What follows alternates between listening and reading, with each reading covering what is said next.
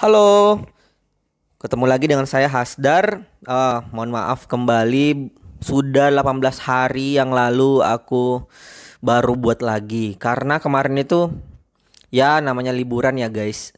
Oke, sekarang ini aku ketemu dengan anak biologi.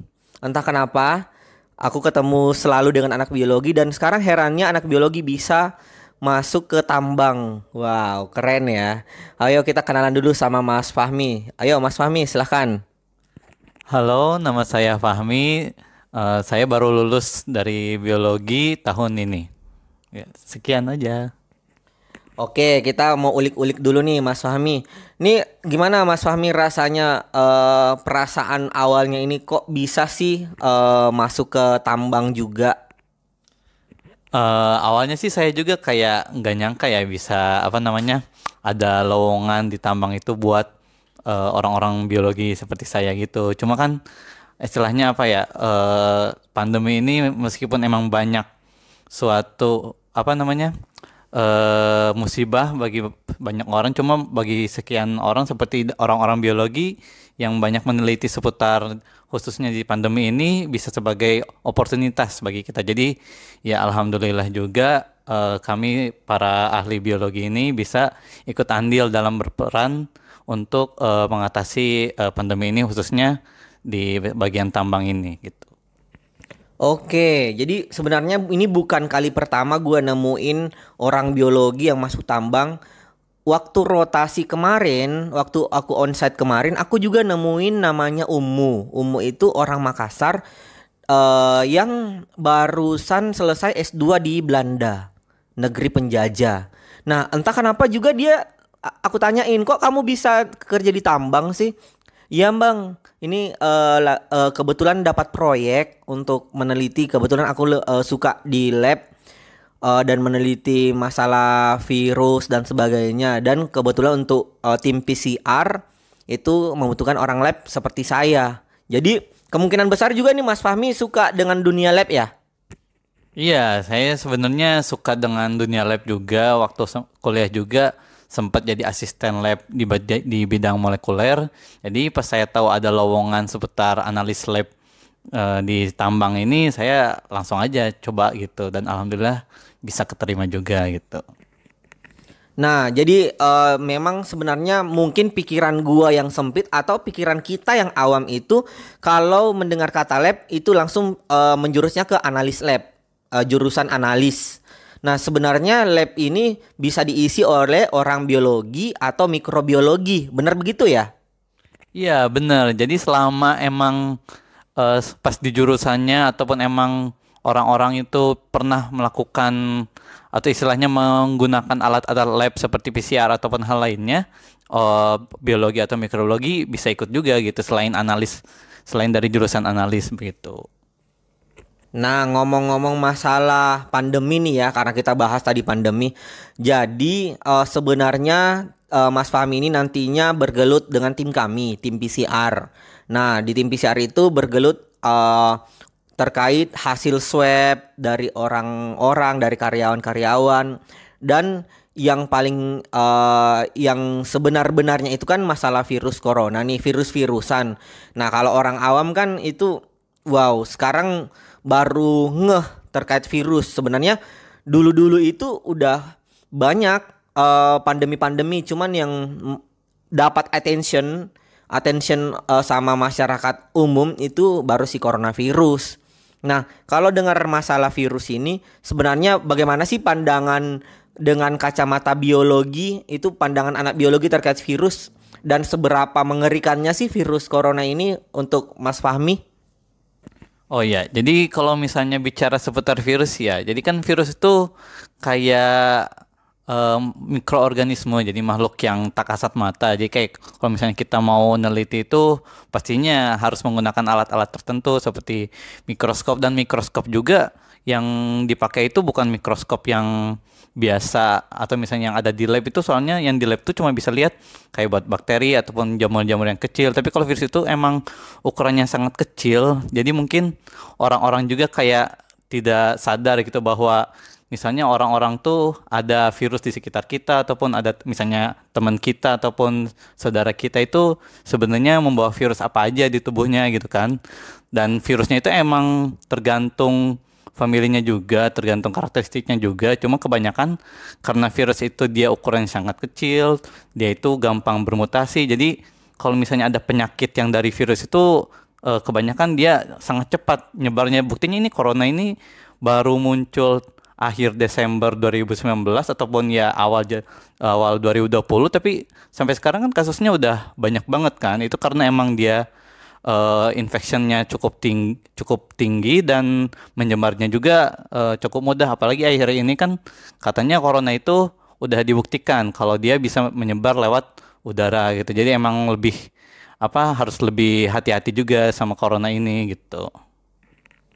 Nah, itu sih. Jadi sebenarnya kalau dulunya itu memang sebelumnya ada pandemik seperti H5N1 ya. Iya. Nah, Kalau misalnya H5N1 itu kan lebih ke ini seingat saya lebih ke misalnya dari unggasnya itu kan. Nah, kalau yang H5N1 itu tidak transmisinya itu tidak semudah coronavirus.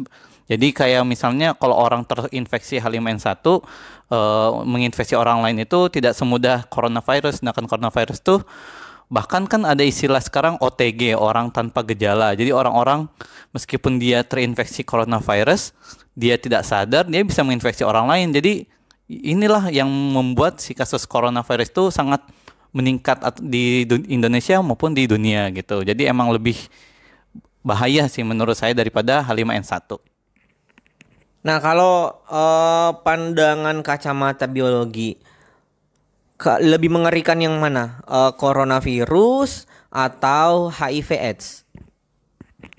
Kalau misalnya menurut saya, kalau misalnya dari sisi jumlahnya mungkin lebih bahaya coronavirus karena emang coronavirus gara-gara infectionnya tinggi dan cepat dan menyebarnya sekarang kan bisa disebut pandemi karena menyebarnya global itu. Jadi menurut saya untuk yang bisa menyebabkan orang banyak itu lebih bahaya coronavirus. Cuma kalau misalnya dilihat dari gejalanya itu mungkin HIV juga cukup berbahaya karena kan HIV kan istilahnya mengganggu sistem pertahanan tubuh, sistem imun tubuh. Jadi kalau misalnya imun tubuh kita melemah, itu kemungkinan penyakit lain tuh kita lebih rentan terhadap penyakit lain. Misalnya kalau misalnya ada seseorang nih terkena HIV, dia bisa rentan juga terhadap penyakit virus corona atau bahkan kayak virus seremeh ya, mungkin remeh kayak flu gitu, itu bisa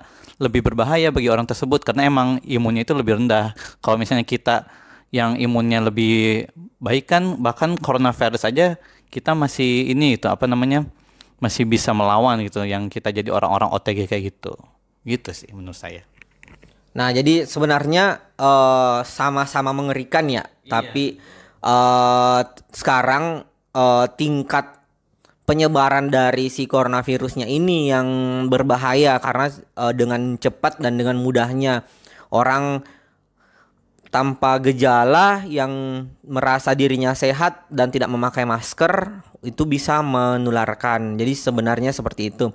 Ini sudah masuk anniversary coronavirus, sudah Desember, sudah 1 tahun. Nah, jadi sudah 1 tahun kita dilanda pandemi ini ya. Bagaimana sih kalau untuk terbebas dari coronavirus ini sebagai pandangannya Mas Fahmi? Kalau misalnya kita ingin misalnya terbebas dari coronavirus ya pertama mungkin dari usaha-usaha kecil kita ya. Pertama kita harus selalu pakai masker kalau misalnya kita pergi keluar ataupun pergi kemana ya. Kalau misalnya emang tidak ada keperluan mending di rumah aja gitu kan. Kalau misalnya udah pakai masker terus misalnya rajin-rajin cuci tangan, terus apalagi kalau misalnya kita pergi ke tempat ramai itu pulang-pulangnya itu kalau bisa bajunya pokoknya pakaian-pakaian yang kemungkinan itu udah kontak dengan misalnya bajunya itu pernah kontak sama pintu gitu, misalnya pintu pas di mall itu kalau bisa dibersihin gitu. Terus kalau misalnya ini kan untuk apa precautionnya dari kita. Cuma kalau misalnya emang benar-benar kita pengen apa istilahnya, oh ya si coronavirus itu tidak menjadi ancaman gitu, berarti kita bisa berharap pada vaksin-vaksin seperti yang udah ada di berita-berita itu, misalnya vaksin yang dari mana itu, misalnya Sinovac ataupun dari Oxford juga kan udah apa lagi pada meneliti tentang vaksin kan, itu bisa jadi suatu jalan agar kita itu bisa lebih imun dari coronavirus. Contohnya kan waktu pandemi, bukan pandemi, lebih ke ya virus-virus yang zaman dahulu itu kan sebenarnya berbahaya. Cuma karena udah ditemukan vaksin seperti misalnya polio ataupun yang lain tuh, sejak ada vaksin jadi lebih apa ya, lebih tidak berbahaya gitu. Makanya kalau misalnya si coronavirus sudah ditemukan vaksinnya dan udah terbukti bisa apa menurunkan si kasus coronavirus, bisa menyembuhkan orang-orang, dan juga istilahnya ya bisa kehidupan jadi bisa lebih normal lagi, kita bisalah berharap pada vaksin itu. Ngomong-ngomong masalah vaksin nih, jadi kemarin kebetulan waktu aku di Jakarta itu ngobrol dengan teman juga sesama medis. Dia malah punya pandangan berbeda terkait vaksin. Jadi dia merasa vaksin ini sama. Jadi sebenarnya dia ideologis banget ya. Jadi terkait corona dianggap politik, terus vaksin dianggap politik lagi. Nah kalau kita kan orang klinisnya, jadi orang klinis ini kan otomatis nggak urus masalah politik. Nah kalau Mas Fahmi nih jebret ada nih Januari nanti vaksin. Kira-kira gimana pandangannya? Apakah itu dan corona ini juga masuk ranah politik atau ada sangkut paut yang dikatakan seperti pandangan ideologis si Jering ya masalah ideologis ini ya WHO, kacung WHO itu gimana sih pandangan kalau gua sih orangnya orang klinis ya. Jadi nggak ada urusan deh gua sama politik-politik, gua fix menjalankan protokol aja. Kalau misalnya dari saya sendiri sih, kalau misalnya seputar vaksin ya, kalau misalnya vaksin misalnya udah ada nih, misalnya Januari tahun 2021 ataupun ya kuarter pertama di 2021, itu kalau misalnya saya kan kayak udah tahu gitu, misalnya kalau vaksin tuh gimana proses pembuatannya, terus ada clinical trialnya itu bagaimana. Kalau misalnya sampai lolos clinical trial terus sampai bisa diterbitkan, itu saya sebenarnya sudah percaya sih, karena emang mereka tuh apalagi khususnya bagi para pembuat vaksin yang sudah menerbitkan jurnal-jurnal mereka terkait gimana sih pengembangan vaksin mereka, dan pas misalnya kita baca efek sampingnya sedikit ataupun tidak ada, dan emang apa tingkat kesembuhannya cukup tinggi, kenapa harus ragu gitu kan? Bisa itu kan buat kebaikan kita juga, kebaikan kita semua. Tapi kalau misalnya emang mungkin masih pada ragu, boleh sih kalau apa namanya istilahnya menunggu sampai ya pertengahan tahun atau apa gitu. Kalau misalnya lihat kan katanya orang-orang yang akan diberikan vaksin duluan kan, misalnya para DPRD mungkin ya katanya kan akan divaksin duluan. Mungkin bisa dilihat nanti pas divaksin nanti beberapa bulan, kalau misalnya emang aman, terus bisa ya istilahnya tidak ada efek samping, mungkin bagi kita semua bisa apa yang awalnya skeptis terhadap vaksin, bolehlah apa ini vaksinnya gitu. Tapi kalau misalnya hubungan sama politik, sebenarnya bisa aja sih, cuma kan karena emang biasanya tuh politik tuh gara-gara kita bingung ya mana yang benar mana yang salah, karena media juga beberapa banyak yang condong ke sisi mana.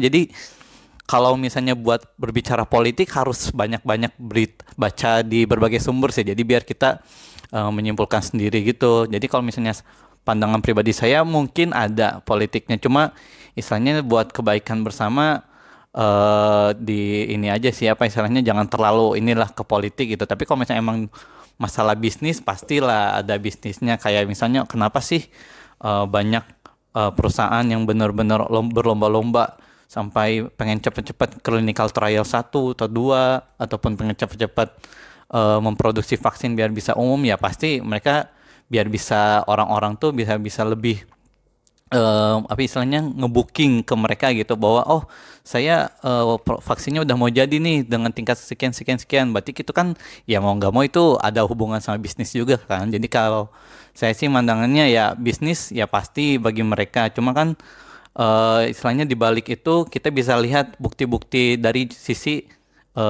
penelitiannya ilmiahnya gitu seperti jurnal yang diterbitkannya gitu. Tapi kalau misalnya emang mau lihat apakah si vaksin itu emang khusus murni bisnis ataupun gimana, bisa lihat dari si jurnalnya apakah si pengembang vaksin itu jurnalnya apakah kredibel dari hasil penelitiannya, apakah si efek sampingnya gimana itu bisa kita lihat sendiri gitu. Terus kalau misalnya emang nggak ngerti pas baca jurnalnya bisa nanya-nanya ke yang lebih paham gitu sih menurut saya.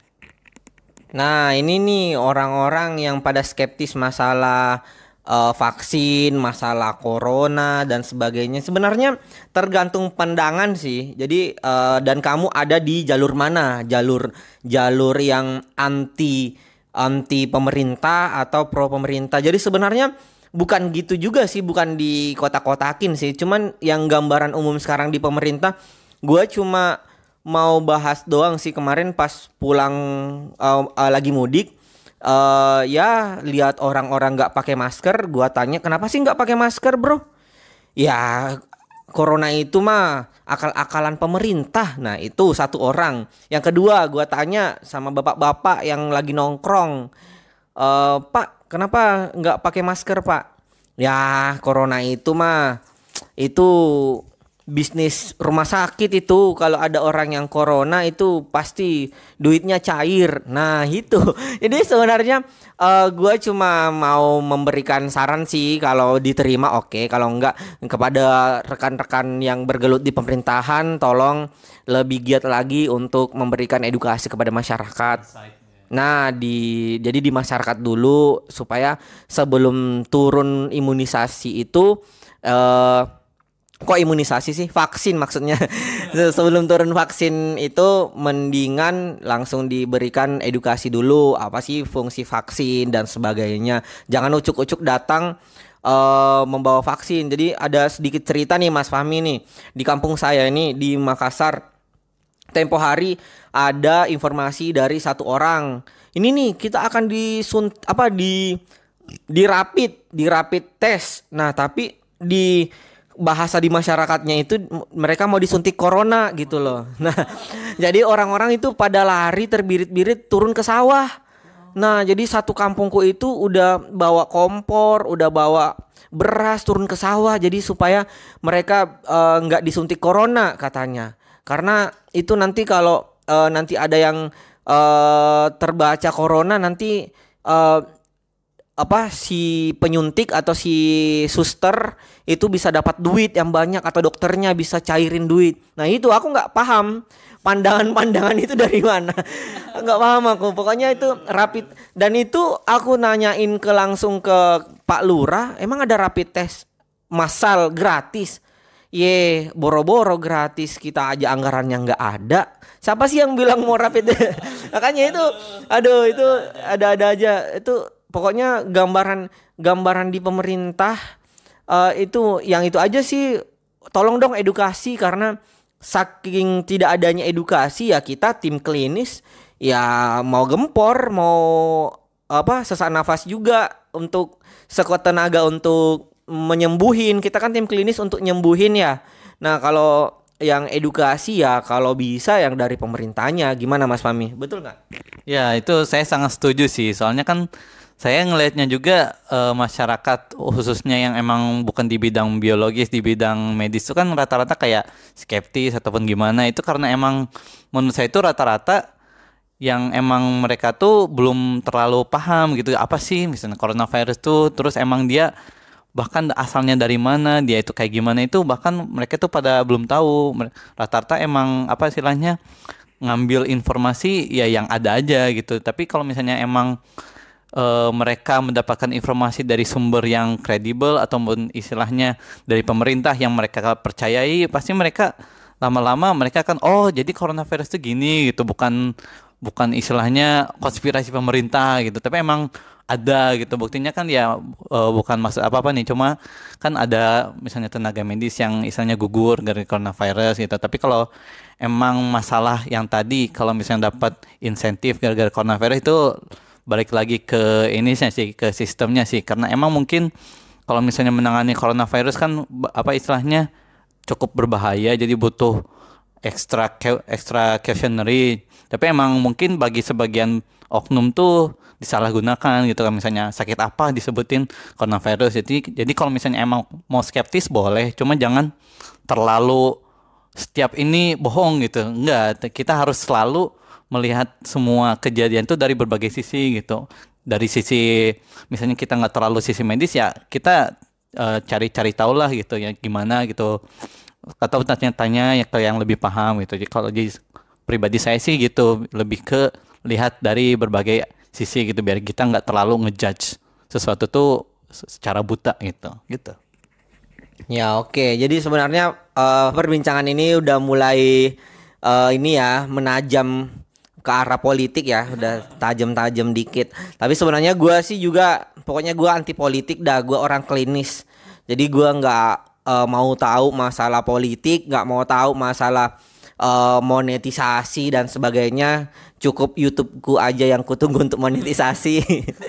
Jadi sebenarnya gue cukup salut sih masalah teman-teman yang sekarang udah mulai terbuka lebar untuk masuk ke tambang. Khususnya kemarin ada teman-teman yang baru lulus dari perawat, itu udah pada berbondong-bondong udah pakai baju di tambang.